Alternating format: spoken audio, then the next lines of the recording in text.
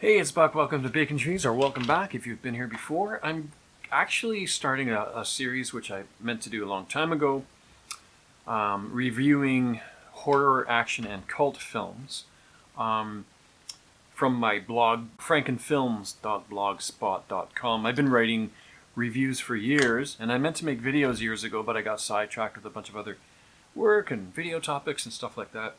So I want to start off by first of all, saying these are curated films. These are films worth watching for some reason. They're not all perfect. Some of them are less than 6 out of 10, and some of them are, I mean by IMDb standards, and some of them are 7 out of 10 and stuff like that. My personal criteria for reviewing a horror, action, or cult film is that it has to get 6 out of 10 or higher, or 3 out of 5 for me. So, and I if I feel it's a piece of junk, I'm not going to bother reviewing it. So these are films with takeaways for people who are fans of the genres, and also for budding filmmakers with to get some takeaways to maybe include in your next film. Now, I do focus on horror, action, and cult, so I'm not doing a comedy unless it's a cult classic comedy, like what I consider cult classic anyway. So I'm just focusing on those genres because I don't want to, comment on everything, because these happen to be my favorite genres, and I take copious notes as I'm watching the films, and I lecture at them at the college where I'm teaching as well. So today I'm going to be reviewing Macabre, 2009. It's an Indonesian film. These are all foreign films, by the way. 2, The Loved Ones, 2009, Australian film. Rabies, 2010, an Israeli film. And Martyrs, 2008, which is a French film from France, and High Tension from 2003. It's from France as well. It's a French film. They renamed High Tension at some point. I don't even know, because I own the film and I've seen it maybe 2-3 times. And it's now called Switchblade Romance. I don't understand the naming of that. High Tension is a much better name. So I'm going to start the reviews, and the reviews are basically just my voice and showing still pictures. I'm not showing video clips. I'm not showing trailers. There are trailers on my blog, but I don't always recommend watching the trailers. You might think it's a piece of junk, and you might think it's a great horror or action or cult film. I don't know, but there are takeaways. That's the whole point of me reviewing. And I don't go on and on and on. Sometimes on IMDb. And sometimes I've seen this on Rotten Tomatoes, but more likely IMDb, where people review like 8 paragraphs or something like that. It's like, okay, I don't think it needs that much. I just do it in 5 sections. So I just basically give the skinny on the films, talking about the sound, the cinematography, the acting, production design, stuff like that. Anyway, hope you enjoy these reviews, and please let me know what you think about these reviews. Cheers. Oh, please like and subscribe. Thank you. Somewhere near Jakarta, Indonesia, a group of young, good-looking boys and girls pick up a hitchhiker in the rain and reluctantly offer to drive her home. Sound familiar? The girl's mother is so pleased with the group, she invites them to dinner. Uh-oh. The sounds. Pretty good darn soundtrack overall. It was well thought out, not too in-your-face, and supplied the necessary, though predictable, jump scares. Some elements of sound design were well crafted, especially from violent POV shots. The sights. Bloodbath. Did I say blood? Oh yes, there will be lots of blood. In fact, they must have spent most of the budget on blood. Don't get me wrong, the production value is pretty good, but blood. The acting is passable for the most part, but there were too many shots where the camera was so close to an actor that you knew something was just around the corner. The summary. I've never seen an Indonesian horror movie before. This is great for gorehounds, but there are at least 10 obvious horror film references and probably even more conventional horror film techniques, which, although doesn't exactly ruin it, makes it just a bit too predictable in parts.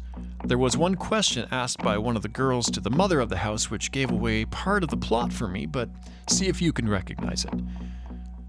Final statement. A bloody, violent, sometimes over-the-top, somewhat conventional, and sometimes predictable horror film with absolutely no comic relief, but it's worth watching, especially if you like blood, guts, evil stares, and sharp tools. It's not entirely scary, just gross and slicey and stabby, so wear a raincoat and get a pizza with bechamel sauce rather than tomato sauce if you can at all eat during this movie. The Loved Ones, 2009. A cute but nerdy self-declared princess gets turned down for prom by her troubled, disturbed king, who was already planning to take his pretty girlfriend, but the nerdy girl isn't happy about it. So she plans a special night for him to see if he's worthy of being a king or destined to become a mindless frog. Her daddy supports her in her depraved quest. The sounds. A mixed bag of classic rock, modern chick pop, intense build-ups, and creepy atmospheric sounds combine to assist the viewer and ease them into the blood-soaked fairy tale, then holds them there and makes them watch. Very effective music and editing. The sights. Disturbing, sexy, harrowing, and bloody. And I couldn't look away. Weird sexual tension between princess, king, and patriarch. There was some comic relief with our king's 70s-style best friend and his 90s goth prom date who is on her own road to destruction. From the first drop of blood to seemingly buckets of it, I sat, watched, clenched my fists, and squirmed. And you will too. The summary. A very well-acted horror film, stuck somewhere between the 1970s and late 1990s with plenty of intense gore, a good solid soundtrack, and some clever twists, albeit rife with some cliches of the genre. It took a little time to unfold, but given its length, the payoffs are tremendous. Final statement. Have no time to watch Pretty in Pink, Texas Chainsaw Massacre, The Descent, and The King of Comedy? It's okay, just put them all in a blender, sprinkle a little Terminator on top, and cover your screen with good old-fashioned arterial spray with this concoction. Oh, and you even get to see a touch of Peter Jackson's Dead Alive. Bloody good horror film. Rabies, 2010. A brother and sister find themselves in a forest and the sister is trapped. The forest attracts all sorts of things, and that's just the beginning. The sounds.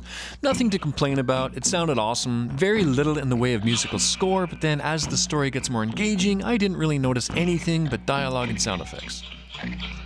The sights. Very damn good visual effects, although basic, are employed. They are basic, yet brutal when the story gets going. The actors are simply amazing. The camera could have been still and less confusing for a few shots, especially the wide, shaky cam shots, but overall the cinematography was well done. The summary. A very clever, original take on the horror genre. Go in with the basic plot, come out with a whole lot more. I didn't even see a trailer for this, and I'm glad for that. By the way, this is an Israeli film, so get used to the fast subtitles and snappy dialogue. Final statement. A very clever genre-bending horror film. Kind of like High Tension meets Wrong Turn, but with a way more human feel. It starts like a drama, but develops and ends very horrifically. Martyrs, 2008. A young girl escapes from a horrific situation and decides to seek closure as an adult, saying anything else might ruin it for you. Do not watch the trailer. Alright, the sounds. The music is great, the sound effects amazing, and the overall sound design was cut with precision, creativity, ultimately in complete support of the story. The sights. Gruesome, barbaric, ungodly, well done. Not for the faint of heart. Some of the camera work bothered me at first because a lot of it is handheld, but it does work for the reveals and some of the fast action. It gets steadier in the second half, so not bad camera work. The summary. This is almost like two movies in one, but I wish it was just a little shorter because some of the visuals could have been shortened and still have the same impact. I think the brutality was necessary for the story, although at first it seems sensationalistic, but give it time and have patience with this one. Final statement. A brutal, raw, intelligent horror film which plays out more like a drama. Good solid acting, storyline, and ending you won't see coming. Don't read spoilers because this is a very original and thought-provoking story. I could imagine a remake with a different ending, but then this is pure cinema and any big budget remake would simply be a neatly packaged movie that would answer all of your questions, which I can't stand personally. Enjoy, but be prepared to squirm. High Tension, aka Haute Tension, 2003.